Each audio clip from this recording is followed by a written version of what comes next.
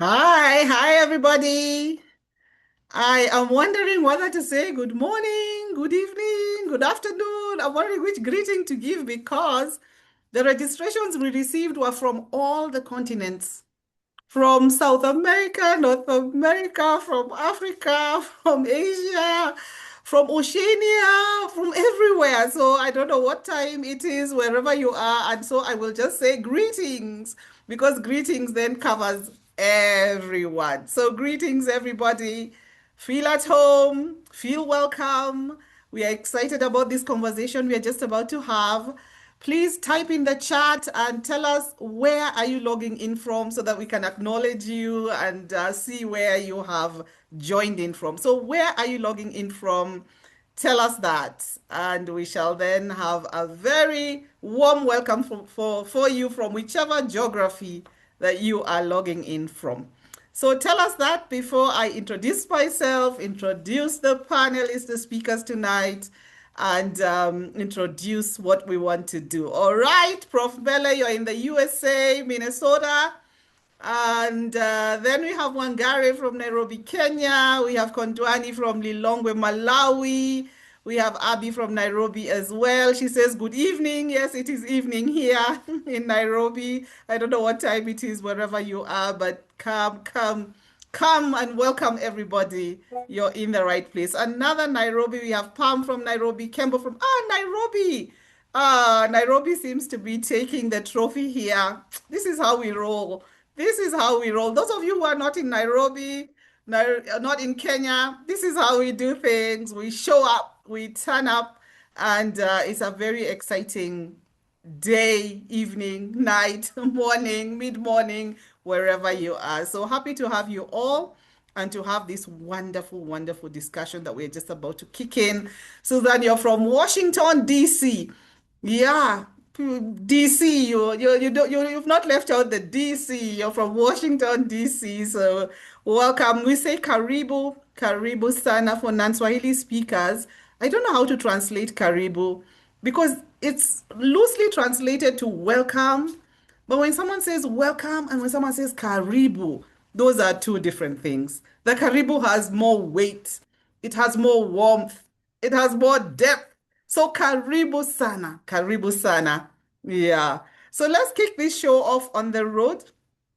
Why are we here? What are we doing here? The invitation said culture speaks. It's a series of conversations around culture. And culture does speak. Many times it's said that culture is silent, culture is invisible, culture is that thread that nobody quite can tie together and name and put a picture to, put a face to, put a bullet point on. But culture does speak. It speaks out loud, it speaks softly, it's in the spoken, it's in the unspoken. And so today we want to talk about really what is the success of culture when we are talking about organizations and how they work? Why even are we having this conversation in the first place? Why is it important? What is important about it? Why have we gathered here and we are going to spend time together? Because we could be doing so many other things, so many different things. If I asked you, what would you be doing if you are not here now? You would tell me so many important things that you would be doing. So, why are we gathering here to talk about this? Why do we feel that this is important?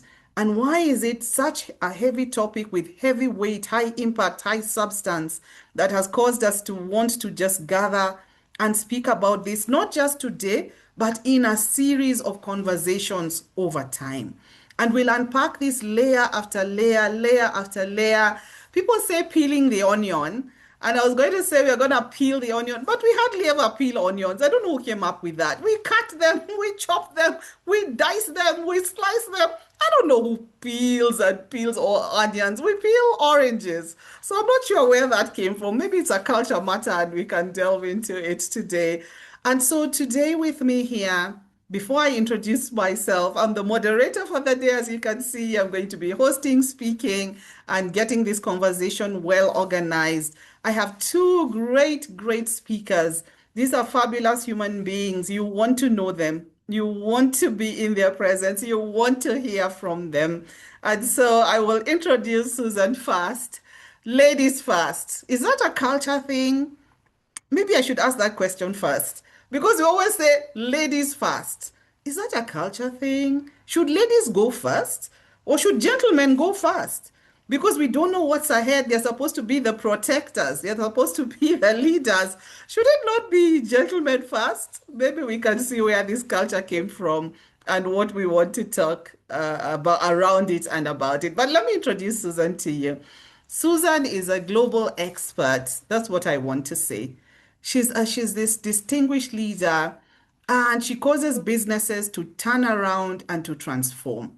She's very passionate about projects. So she's a project management professional, a project management expert, a project management guru, and everything is a project. I tell you, even if you want to make a meal, that's a project.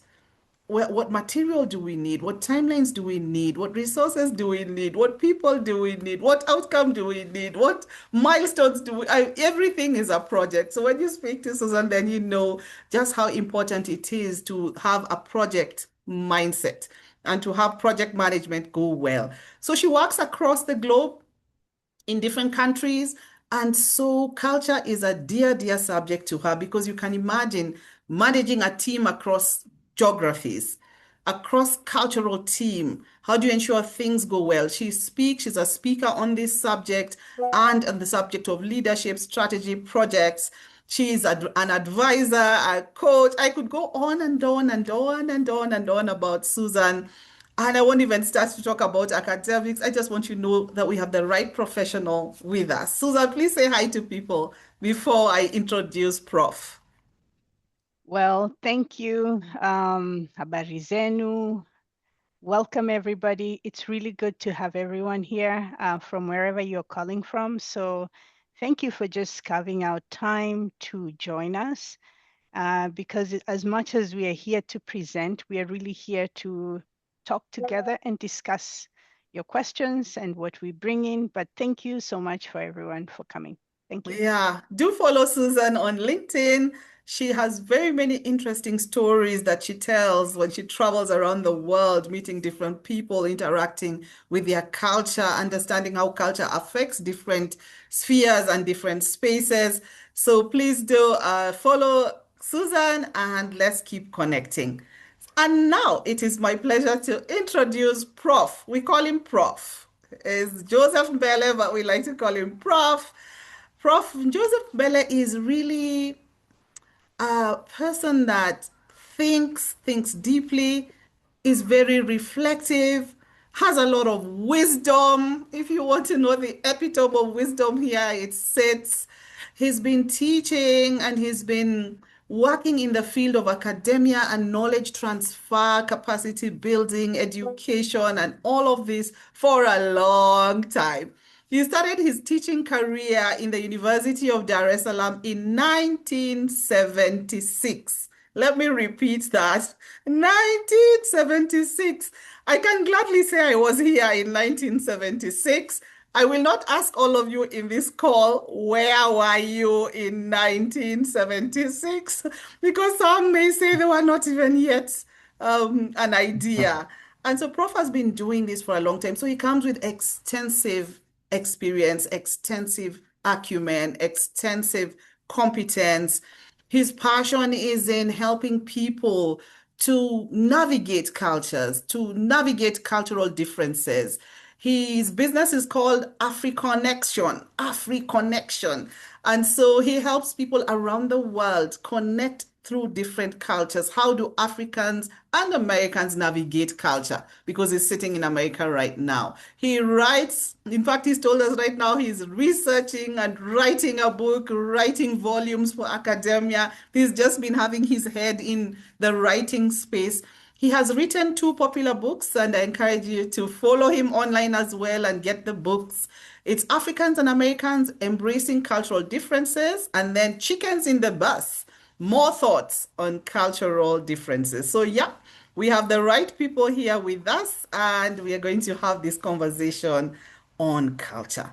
I'm Carol Gathuru. I am a consultant in the area of strategy, business development, communication, customer experience. And so this is an area that speaks to my heart because we say that culture is everything. Everywhere we go and we try to get people to handle the internal customer experience with employees and the external customer experience with actual customers or stakeholder experience with stakeholder relationship management. Culture eats everything. It eats strategy for breakfast, for lunch, for dinner. As we say, we are Africans, we eat all the time. Culture eats uji at tea time. It eats jugus, peanuts. It eats porridge. It eats boiled maize. It eats boiled eggs on the roadside. Street food culture. Culture eats everything all the time. It's not just as Peter Drucker said that it eats strategy for breakfast. Breakfast is too small. It eats absolutely everything. And so it's my passion to be here and to run with this conversation. And so we shall kick it off and we shall, this is how we will run. We'll have a conversation with both Prof and Susan, and then we'll take your questions and answers and then run with it like that. And so please keep your questions coming in the chat, even as we have the conversation going. So, Prof, we start with you. Why are we here? Why is it important to talk about this subject? What has caused us to gather here today to give this subject the space and the importance that it desires? Why talk about culture at all? Over to you. Thank you. Thank you very much. I can only say a few things because the topic is so vast and I've spent years working on it. You will need to give me a whole year to talk. Uh, we have only 1 hour. Yes. But here is a little summary of things I've learned and things I would like to share.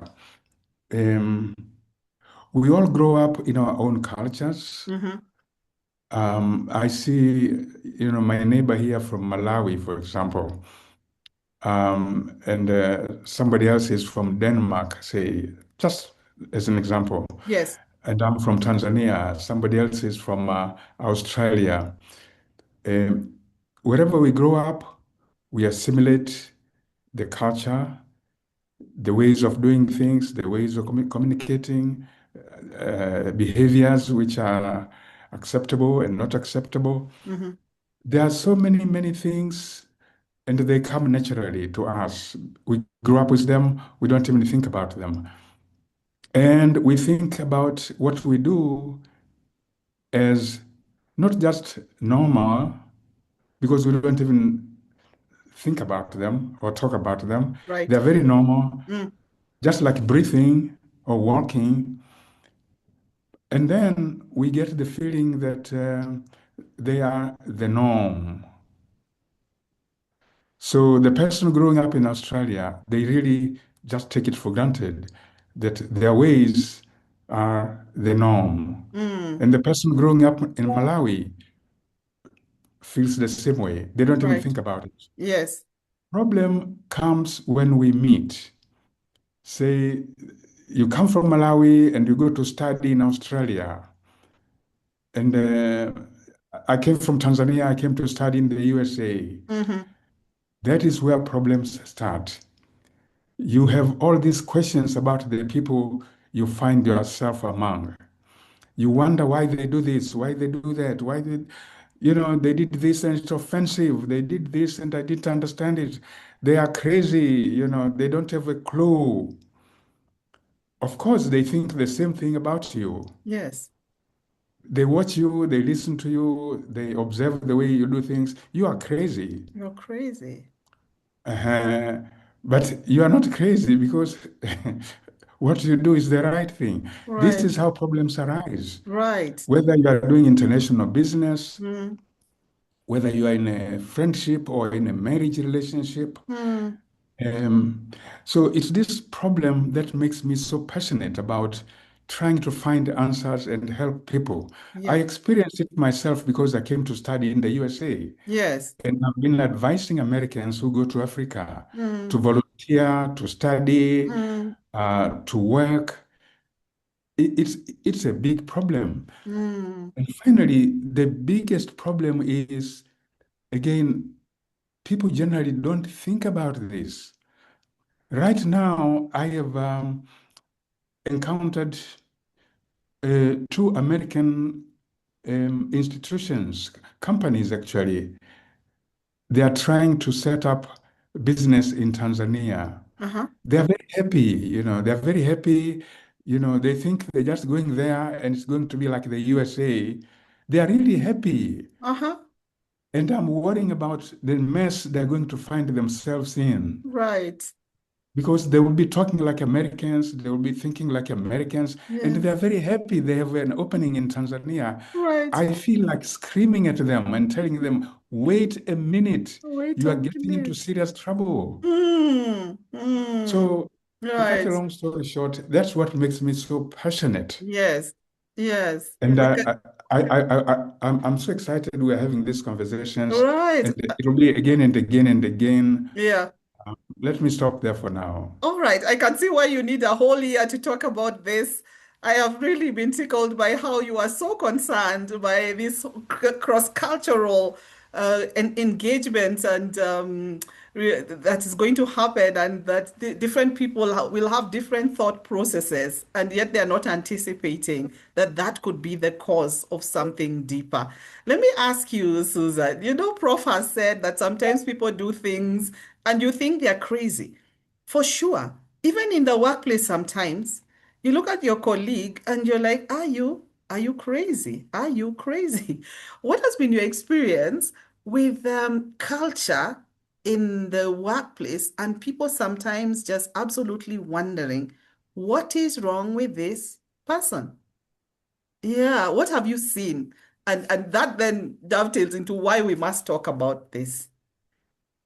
I feel like I also need a year to unpack what I have seen in my space Mm, as a project manager, as an advisor. Um, just to define a few things, when you're talking or looking at culture, you have to remember that culture is not about good or bad. It is what it is. And culture affects all of us, regardless of where you sit in the globe, regardless of which company you work in, and sometimes even at the family level, because that's the first team you encounter. mm, So if you take that backdrop of mm, it's a group phenomenon, that it affects all industries, and that it's not about good or bad, it's just us trying to understand, as Professor put it, that when we come together is when you start feeling the effects, because everyone is coming in with their preferences. yeah. From when you are born to now you're working, you're coming in with your culture as groomed. So let's just isolate the working environment, the organization, your specific department. Maybe that's the first day you go in and you've come from another organization, Mm, and the first thing you hear, that's not how we do it here. yeah. So as a new employee, right there you're encountering culture because someone is already stopping you and your fresh ideas. And Susan comes in and I want to get the project going. But one person is telling me this is not how we do it. Another person is saying, oh, I have an idea. So who wins? How do I get my project completed on time? How do we complete the project and get the outcomes that we want? So in the organization, that's how culture manifests itself. Because there Mm, are those who've worked there for years, and then there are those newcomers. And then, of course, there's the structure, yeah, right? You have your yeah, boss, yeah, and you cannot cross and go to another department without so-called the permission. yeah. So without going into really details as you're thinking and as we're discussing culture, think about it's not about good or bad. It Yeah. is how it manifests itself in that environment, the organization, Right. or how it manifests itself in the team dynamics. Mm-hmm. And then if you take it broadly, how it manifests itself when you travel from, in this case, as Professor said, as an investor from one country to another, and you think, this is my checklist, this is what we're going to do, and we have to have our meeting start on time and forget about greeting people. So at a national level, it manifests itself that way. At a organizational level, it has a way it shows up. And then at the team dynamics, it also has its way of showing up. So that is culture in a nutshell. Yep. In a nutshell. Indeed, you also need a whole other year to, you've spoken about so many things. And the biggest point I'm picking is that there's nothing really specifically say good or bad. It's how we understand it. What shape is it taking? What do I need to do to adapt, to adjust? What do I need to do to influence positively, possibly? Mm-hmm. You've Mm-hmm. talked about greetings. There's so much in over here. If you don't greet people, it's a problem. The customer will be so annoyed. The stakeholder will be so annoyed. And you're wondering what's going on. Why are they making so much noise about what seemed to have been a small thing?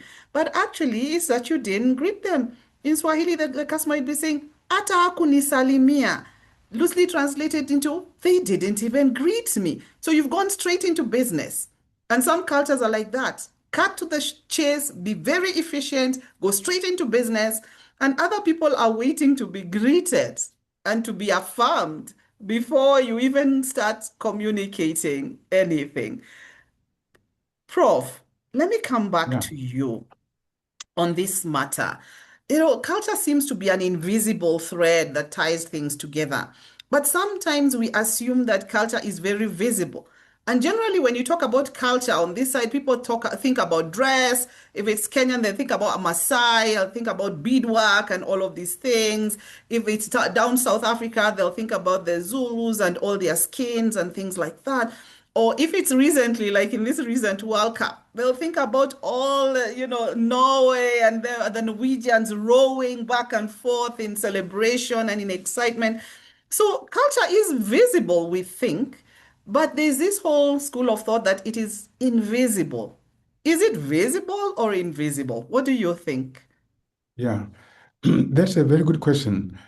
And from my experience, um, when people start talking about culture, they get into abstractions, Mm-hmm, theorizing, and things mm-hmm, like that. mm-hmm. And they get lost in these abstractions. Yes. Instead of all this, I decided long ago, more than 30 years ago, Mm-hmm. to focus on real issues that crop up when people meet. You are Okay. an American and somebody else is an African. Mm-hmm. I explore, the way you differ, how you talk, how you think, your values, your likes and dislikes. You talked about greetings here. Yes. So, what are greetings in the African culture? Mm-hmm. You know, they are a ritual. It's a kind of ritual. You don't just say hello. Americans will say hello and they're gone. The traditional African, let me say it that way, the traditional African takes greetings as a very elaborate ritual. They ask about you, about your family, about your relatives. Mm-hmm. They heard your grandmother was ill. How is she doing? Yes. We heard you bought a goat. How is it? Yes. I mean, you know, there's a long conversation and it's all part of greetings. And that ritual has to be performed appropriately. In Hmm. fact, in my book, this one here, Yes. there's a whole chapter on those topics, Right. greetings and how elaborate they are in our culture. So Right. therefore, if we bring it to the topic for today, Mm-hmm. if these Americans that I'm talking about are now going to locate their business in Africa, they need to know um, they don't have to think in terms of just efficiency, efficiency, efficiency. Yes. A lot of time is spent on greetings, greeting everybody, the older people, the younger people, you know. It's not a waste of time. Hmm. And that's something Americans need to learn. It's not a Hmm. waste of time to Hmm. spend 20 minutes just greetings. Right. Um, so I'm concerned about this things which come when people interact, not the abstractions about culture, but real issues. Real issues. You said something. How does the American feel when you say that? We talk about communication today. Yes. Americans are very direct. They will say Yes. yes or they will say no. Yes. When they mean yes, when they mean no, Yes. or when they mean no. Africans, we are very sensitive to situations. Mm, There are certain situations we want to say no, but we will not say no. We beat about the bush, yeah. and that's appropriate communication. Yeah. Americans don't beat about the bush, and they can really offend the Africans Yes. without intending to offend. Yes.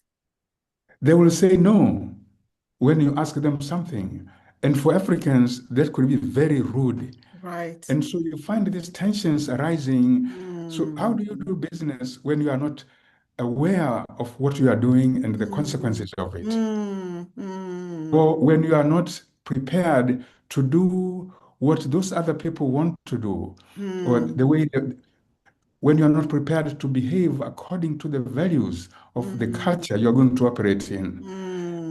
right. We will expand this topic in the Right. series, Yes. because in the Yes. future, Yes. we'll talk Yes. about how enterprises have failed across the world. Mm, Americans failing. They yes. set up a big operation in Germany and then they get into serious problems and they Mm, fail. They come back right. home. Wow. Or Yes. in Japan or Mm, wherever. mm, For me, culture has to do with these very real issues, real issues. not abstractions. Right, real issues, not abstractions.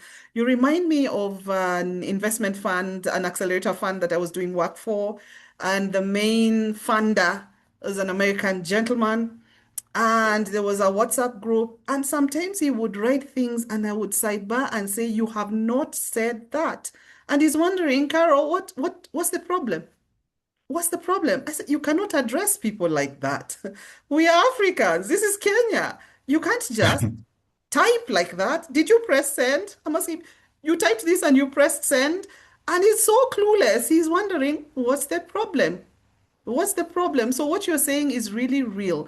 And so even if there was funding, some people were a bit hesitant. And the way we need funds in Africa to drive enterprises and businesses and startups and organizations and funded programs, really the money. But some people were a bit hesitant. They were like, hey, the colonialist has come back to rough us up. That was the general feeling. Susan, Prof has said we need to deal with what's really real. Hmm. But how do we know what is really real? Because we're in the workplace, we are in organizations, we are running projects, businesses, and so on. And so I might be rubbing you the wrong way, and there's friction because I don't know how best to speak to you or to handle you. How do we know what's really real, like Prof is saying, that real issues? How do we observe this, or how would we empower ourselves to be more aware of the different cultures, even before we start to figure how to navigate? What have you seen? Oh, that's a good question. Speaking from experience and having managed global teams, it really starts with awareness, like Mm-hmm. what we're doing today. Mm-hmm. We might be laughing and joking and looking at these examples, and like Professor shared an example where truly it's, someone traveling from the US to Africa. Um, I traveled from the US to Japan, totally different, and we were working with a team. Yes. So it starts with awareness as a leader, in my case, running a project.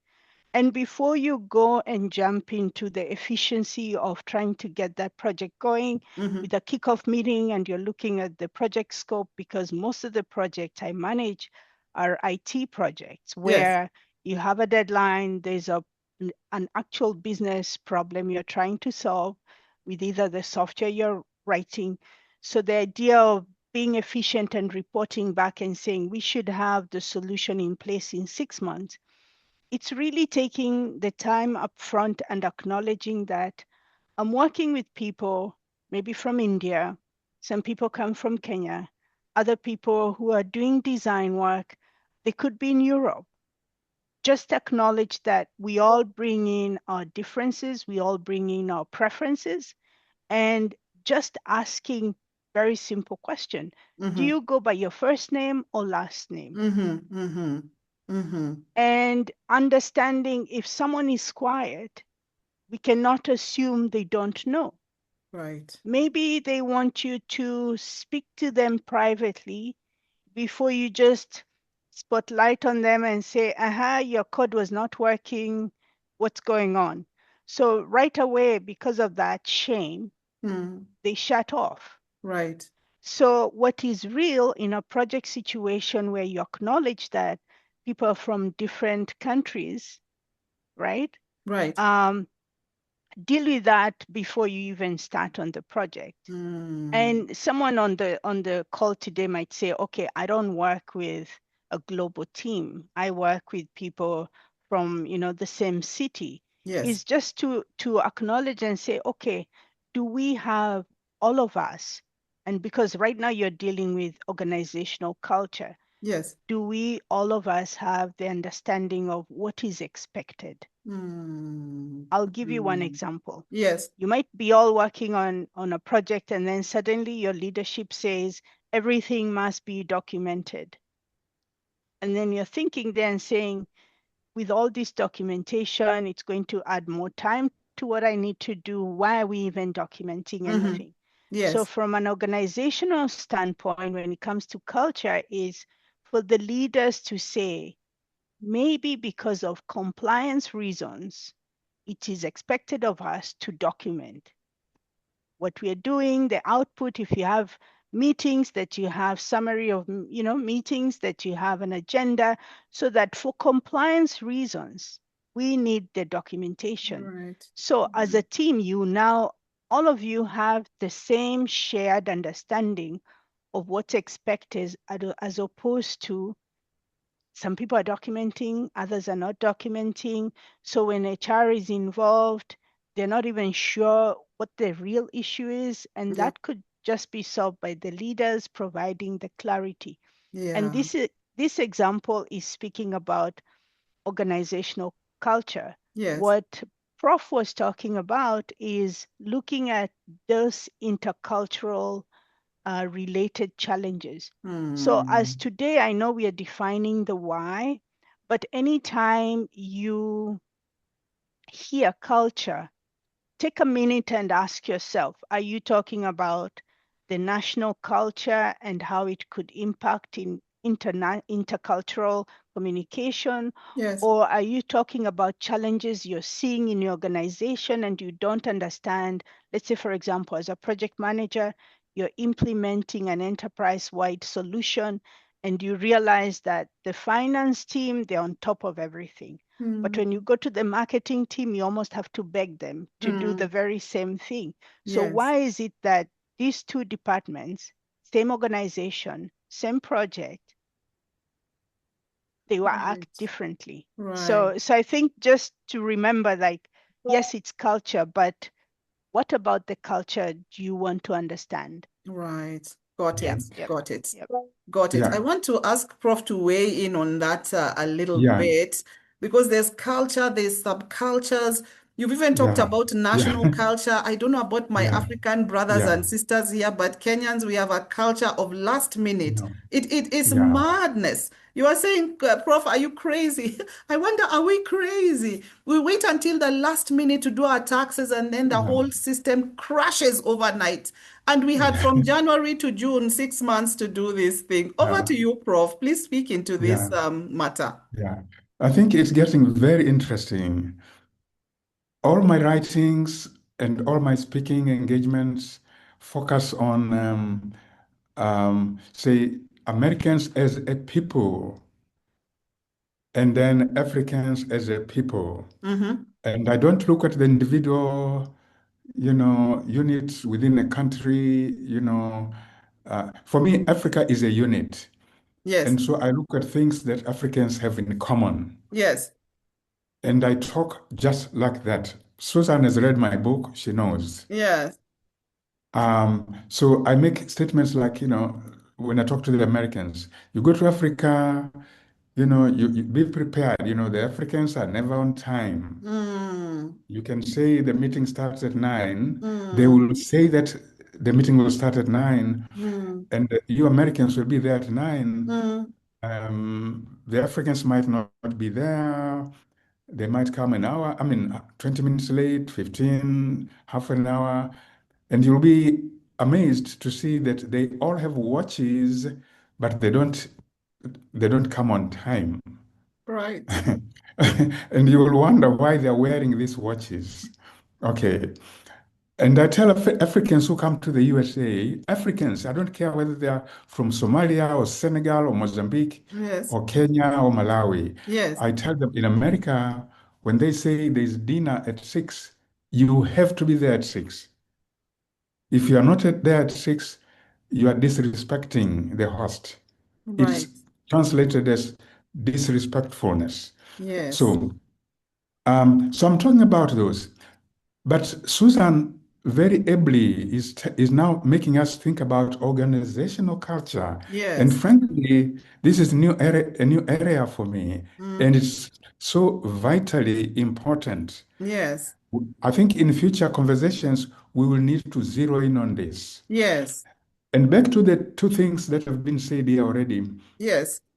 about, you know, communication and talking and silence. You said, um, if somebody's quiet, it doesn't mean they are clueless or they are dumb or whatever. And this is a very important topic if you go to some cultures. Yeah. It depends on, say, who is there. If the if the team that you are talking with is from a culture where they honor age, Mm, seniority. mm. If there is somebody my age and I'm in the delegation with young kids of 40, you know, they might not talk. They wait for the older person to talk. Right. So the young ones don't talk in certain cultures. Yes.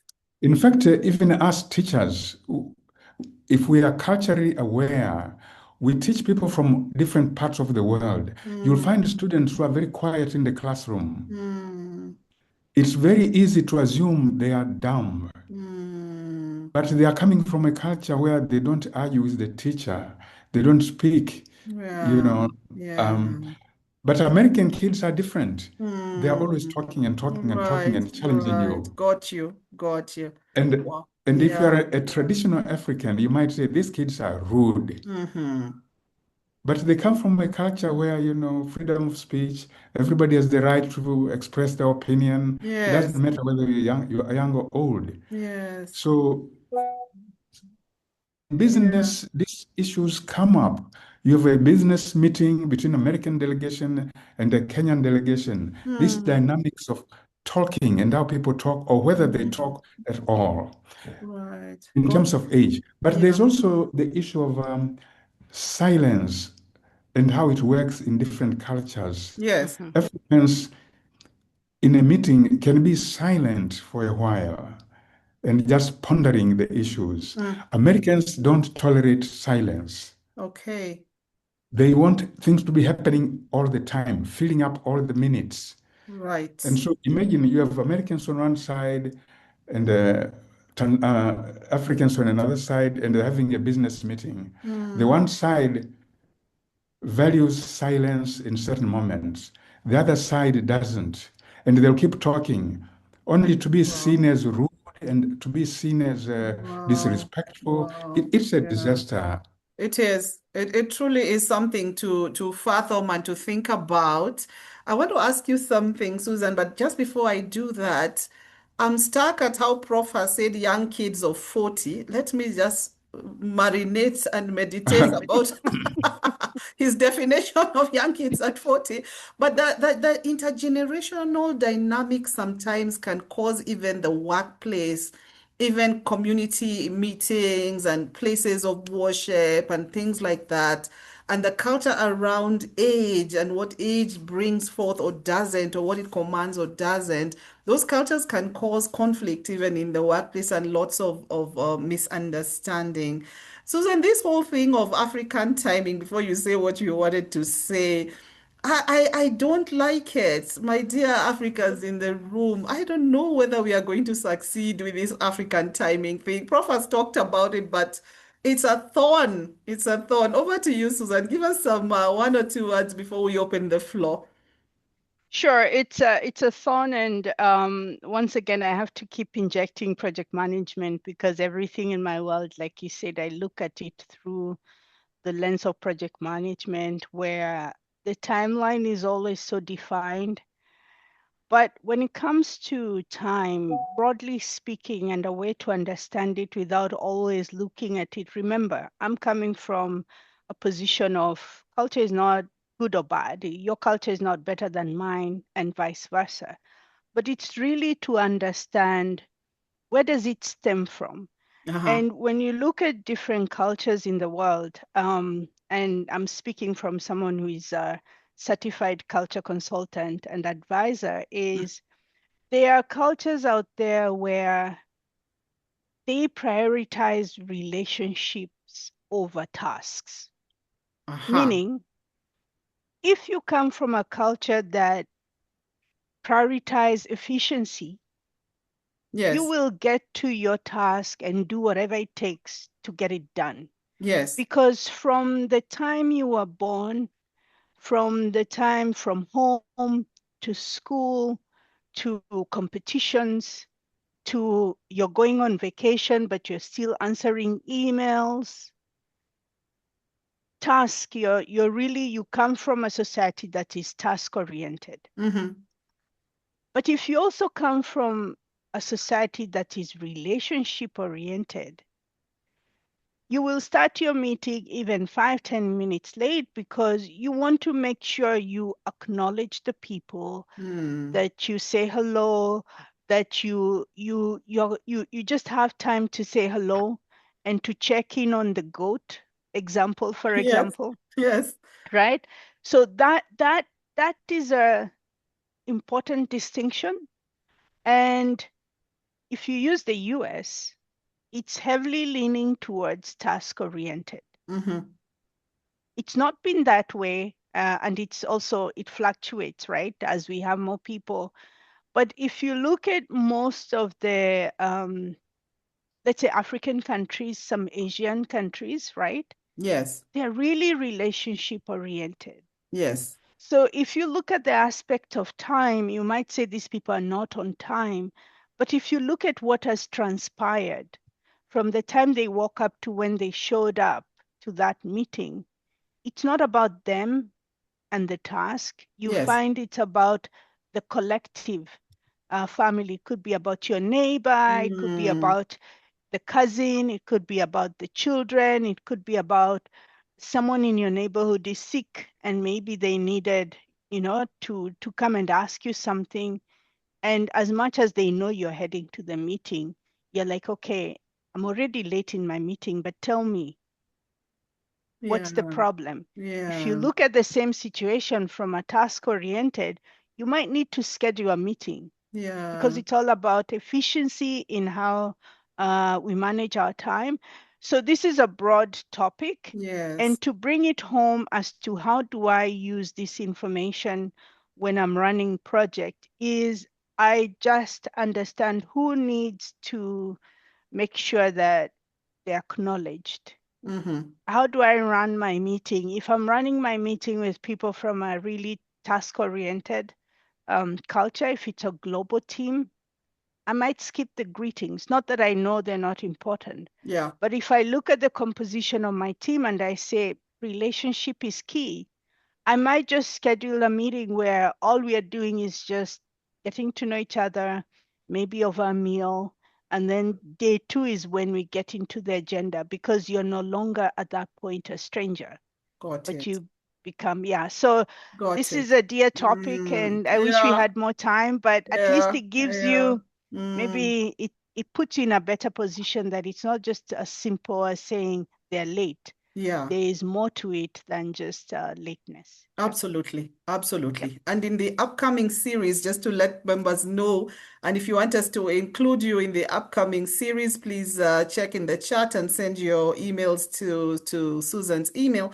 We have curated and queued up conversations about culture and different geographies, culture and technology, which is what we really must talk about and talk about urgently, culture and communication itself, culture and the words, actual words, spoken, unspoken. We're going to talk about culture and teams, managing teams, speaking about teams, and so on, culture and branding. So please ensure that you sign up and we will be in touch and communicate. If you have any questions, please put them in the chat. We will be receiving questions as we go along. But what's coming out clearly, and I want to have you, Prof, say something into this as we look at any one or two questions that are coming. What Susan is talking about over and over again is in organization speak, we say, know your customer, know your employee, know your stakeholder, KYC, KYS, and KYE. So you need to know, otherwise you'll walk into Yeah. something that will collapse, not because it was doomed to collapse, but because you were not aware. How do we get this awareness? Where do we Yeah. pick it up from? Yeah. Conversations like this are vital, Mm, and they have to be ongoing. Sustainability of this kind of learning, because you can't learn everything in one day yeah. or in one meeting like this. Yes. It has to be a process that lasts throughout, your life, actually. Hmm. If you are engaging in a business relationship, make it a point to start this learning, and it should be part of the business, throughout Yes. the life of that business. There should be Hmm. the learning and conversations like this, where Hmm. you sit and talk about issues that cropped up, misunderstandings. Yes. And for me, knowledge of this kind, say you are an American investing in Africa, or you are an African coming to the US to sell your products. If you know the American ways, that they are very direct in communication, Yeah. that they are this, they are this. When they do it, you don't feel offended. Hmm. You will be Hmm. you will understand that they mean well. That's their Hmm. culture. That's Hmm. their way of respecting me. That's a Hmm. different mindset. Mindset. And it will keep you at ease. It will keep you happy. You don't want to Hmm. go through life feeling miserable and Yes. offended Yes. when the other person was not even intending to offend you. You can Right. do your business and you are healthy Yeah. psychologically and otherwise.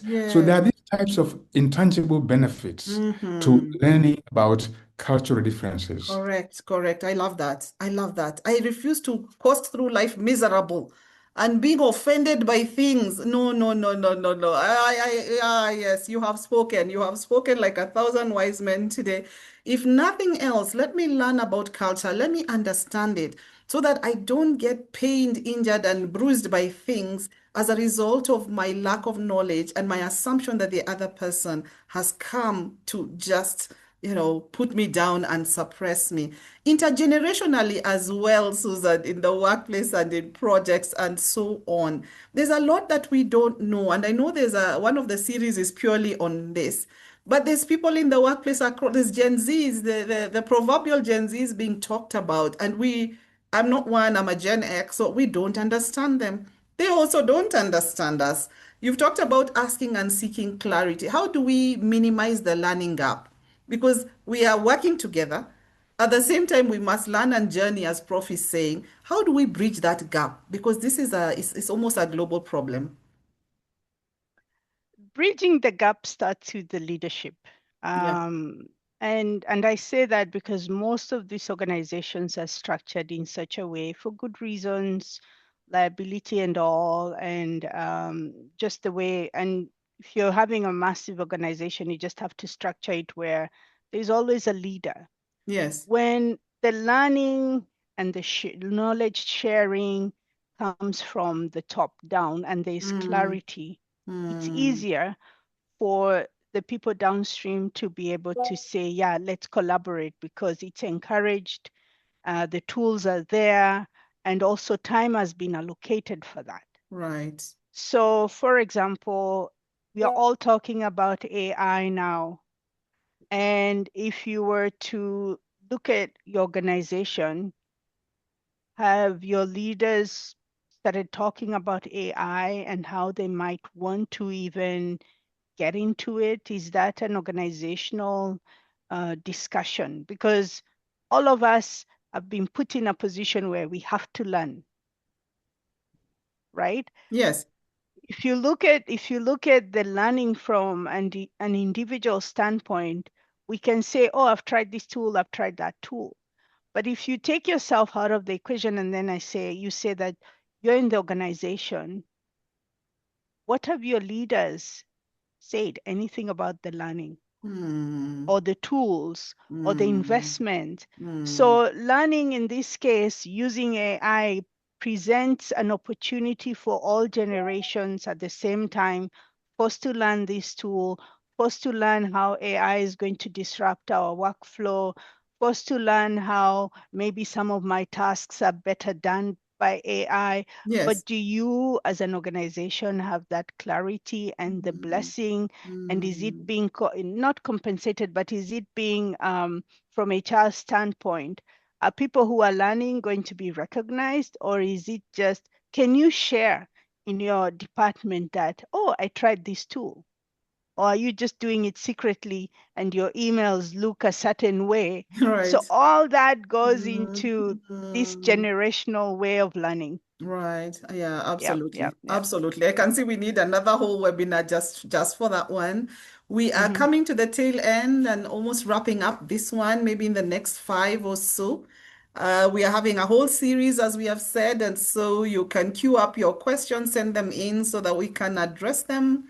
Our next one will be on 15th of September. Please book that date, same time as this, 15th of September. Please calendarize it. I haven't seen any questions on the chat. We don't want to block out any of your questions. Please put them in there. We have about 5 minutes or so to wrap up because we did start 5 minutes into the hour. And so as we wrap up, Prof, Susan is talking about leadership and that this for culture to really take its rightful place, leadership must take responsibility. We have leaders in this room. I can see them here. They are leading great institutions, leading departments, leading projects, leading in their homes. What message do you have for them with regards to this as we close? Uh-huh. Yeah, that's the beauty of what we are talking about here because culture permeates all these areas. Yeah, You know, you can talk about communication and culture is right there. yes, You can talk about um, personal relationship, you know, marriage, for example, friendship, yes, culture is there. You can talk yes, about, you know, leadership now, leadership, culture is part of it. So, like we hinted before, in some cultures, you know, the leader is perceived as, say, an elder, you know, figure. I tell Americans all the time that if you are a leader in Africa, business leader, you lead an organization, you are the manager, for example, all the workforce, they look at you as a father figure or a mother figure. right, When their child is ill, they will come to tell you, and you are supposed to take responsibility, just right, like a parent. yes, So when Americans say keep matters of business, you know, separate from personal matters, yes, that's the American ideal, you mm, know. But with Africans, all these are wrapped up. The yeah, personal matters are also connected with the business matters. You are yeah, the boss, so you are like a parent figure. yes, I have to travel home, and you're supposed to give them 20 Kenyan shillings for the fare. You yes, know, yes, Americans will yes, say you are mixing business and personal affairs. yes, that's So true. leadership if you're a leader in America, in an institution in America, that's fine. It works differently. There's that separation. But if you go then to become a leader in Africa, you Mm, need to change you your need to concept of who change. you are as a Mm, leader. right. And so the Africans who come to America, for example, they get frustrated because the manager doesn't care about their personal issues. And Mm, the Africans would like the American manager to be like the parent figure. It happened mm, to me, I have to tell you. You know, mm, when I came to work here, I had the same African mindset about what mm, my employer mm. is. Yeah, yeah, I yeah. was used to the employer, the University of Dar es Salaam, Yes, where we have that kind of relationship. yeah, So that's the right. little I can say for now about Okay, leadership and the things we are talking about here. right. Absolutely, Carol, absolutely. if Yes, I go may ahead. add to if I may add to that, because that manifested itself in a project team I was working with, and Mm-hmm, actually it was out in Mexico, and the larger team was in Mexico, and another team was in the US. mm-hmm. And a project lead in the Mexican team, they lost their third cousin. Okay. The idea of you talking about, let's all get together on the work channels at 5 p.m. in this restaurant because so and so lost their third cousin, so that we can all contribute and do what we need to do because that's what our culture calls for. Yes. A manager in the US office said, you're not using the company resources. It's Mm, not meant for that. mm. And that particular channel was closed. Okay. So everyone in Mexico is pretty offended. So Mm, all this came up during a workshop. mm. And because I knew what it was, and during the workshop, I said, if you know your second and third cousin, raise your hand. Only the team in Mexico raised their hands and they could name and they could say, oh, we are 53, or we are this. Yes. But then the team in America, they're like, maybe I'm aware of some of my cousins, but my focus is really me and my immediate family. Mm, Remember, it's not mm. about good culture, bad culture, but this is where those differences show up.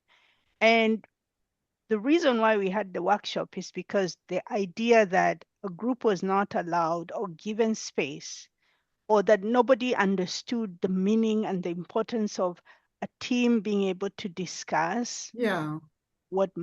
it actually affected the project. Right. Wow. So Wow. it was not Imagine about that. funding. It was not Mm, about we don't understand the scope, but it mm, was just understanding other people's preferences and other people culture mm, mm, practices that mm. eventually affected the project we were working on. So Wow. that's just one example.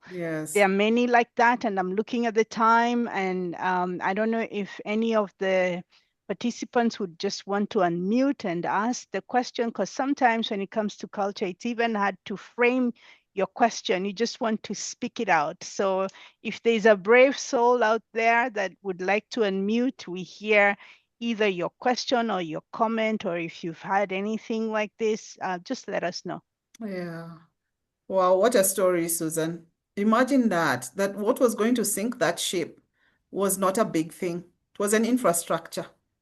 It wasn't money.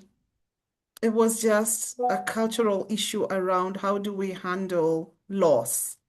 How do we communicate around loss in our culture?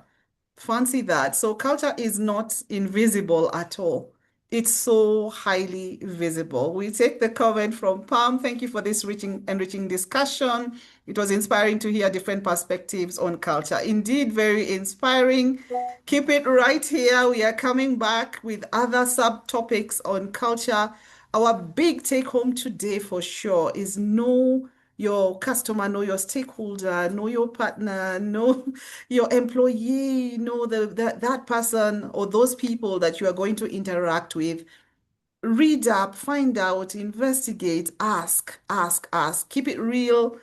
Understand that where culture positions itself is so big, it's not a little small thing.